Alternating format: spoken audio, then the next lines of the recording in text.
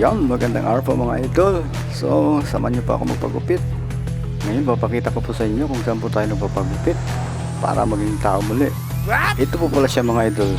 Nakita ko to sa kaparang dati. Isang business pa nagpagupit ako dito sa kanya. Magaling siya maggupit, kaya hinahanap-hanap ko na siya. Iba-iba siya ng pwesto, kaya kung saan-saan ko hinahanap.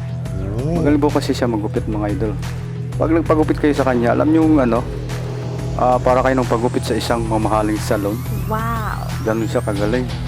Masyadong pulido yung pagupit niya. Wow! Galing niya, ang linis pa. Kita niyo naman, Ang galing yung tabas ng kamay niya, hindi tabas ng dila. Galing yung tabas ng kamay. Ayun lang guys, mga idol, para sa gusto din maging tao ulit. Dito na siya nagpunta sa kanya. Nakita po siya sa Moromporon, kalambasan po ng Barangay Pulangi. So makikita nyo po dyan sa gilid ng highway ang kanyang pwesto. May nakalagay naman po sa taas, Chel Barbershop.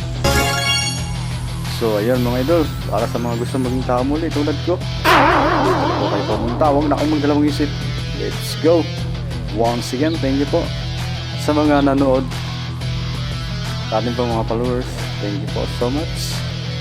Saka sa nagupit po sa atin, Mr. Chel